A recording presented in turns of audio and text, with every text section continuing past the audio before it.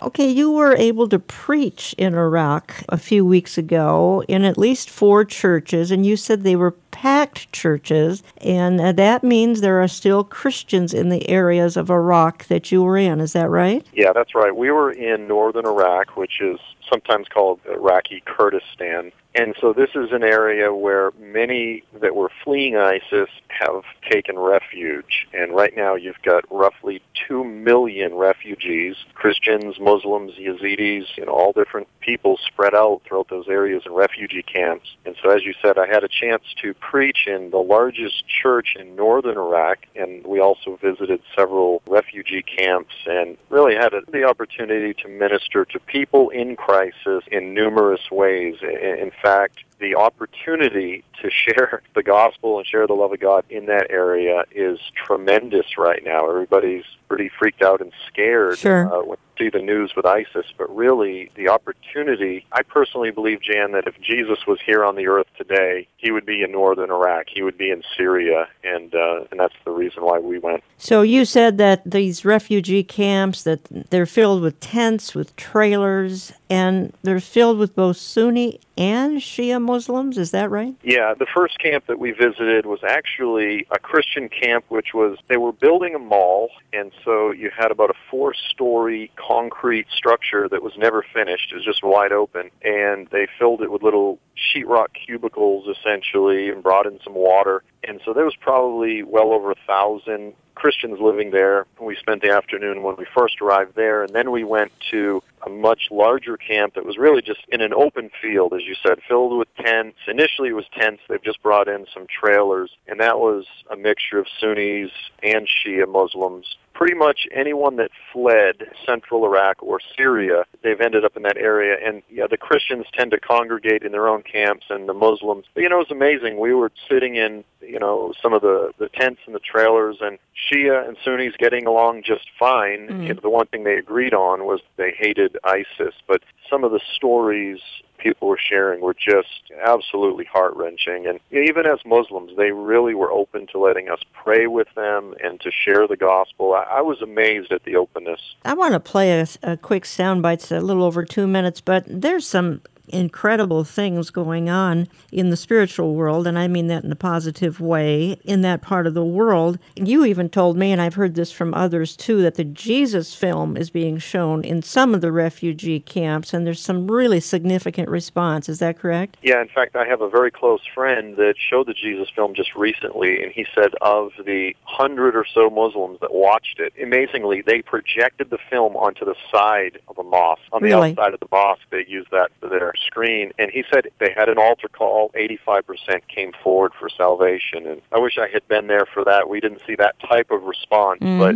there's amazing things happening. Let's play this real short clip, and that backs up what we're talking about here. This worship service in Iraqi Kurdistan is one example of the biblical revolution going on throughout the Middle East. The Bible makes us feel like the book of Acts will be repeated here in Kurdistan. These believers live in the predominantly Kurdish area of Iraq. Due to their culture and upbringing, they're often referred to as Muslim background believers. This church in Erbil, the capital of Kurdistan, called the Kurdsman Church, has been officially sanctioned by the government since 2004. The Kurdsman Church represents an historic breakthrough in church history. It's the first Kurdish church in 1,400 years. This is the first time for the Kurdish people that they have a church, and sometimes when the non-believers they are coming to the church, they see that we are worshiping and singing and shouting and teaching in the Kurdish language. They will be surprised. Most of the believers in Iraqi Kurdistan are former Muslims. In Sulaymaniyah, this entire group of worshippers are former Muslims,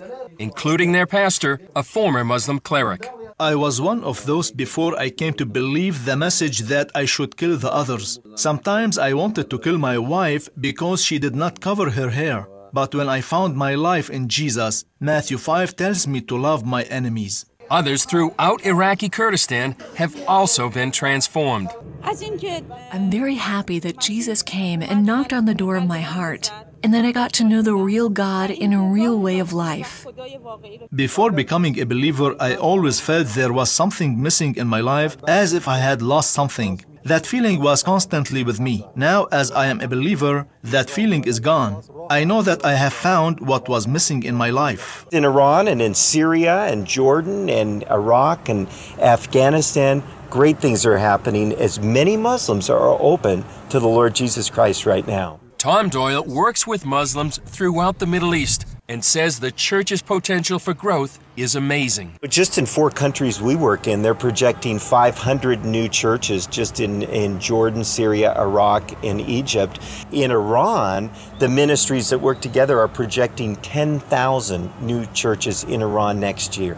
Joel Richardson, what is going on in Iran? That seems to be the literal center of revival, at least in the Middle East. What is happening there? The more Iranians coming to faith than anywhere else, practically. Yeah, by percentage, Iran, and this shocks most people, has the fastest growing evangelical church in the world. It's about 20% growth per year. I'm actually very close friends with one of the main underground church pastors there. And, of course, since Ahmadinejad came into power, the government has increased the persecution. They've had to really change methods.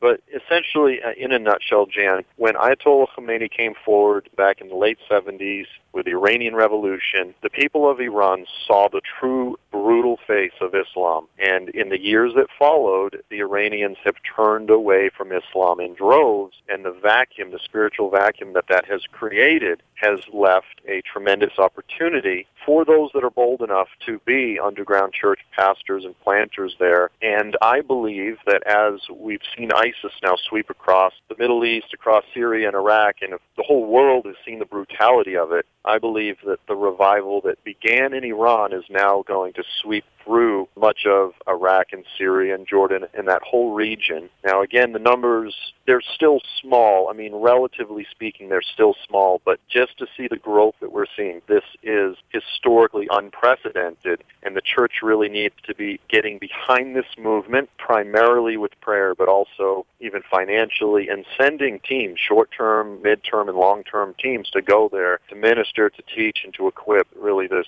new church that's sprouting up. It's a beautiful thing. Well, I think that's what overwhelms listeners when they hear, and they hear about the brutality going on, and that's shocking to any Westerner. But they also say to themselves, what can I possibly do? You said to me, we need to pray that the ancient inheritance of Christianity be returned to the people of the region. Most people cannot go over there, but they can pray. So I know that's one thing that listeners can do, but again, I think they get overwhelmed. And then some 10 days ago, we heard about the Jordanian pilot. Let's not go into that, but he met a terrible death. People get overwhelmed, but they also get terrified, quite frankly. You know, it's true, and particularly here in the West, they get terrified. They hear of torture, they hear of martyrdom and being killed. But the fact of the matter is, Jan, when we look at the invitation of Jesus in the Gospels, it's nothing short of laying down your life. When we look at the early church, martyrdom was the ultimate fulfillment for the Christians.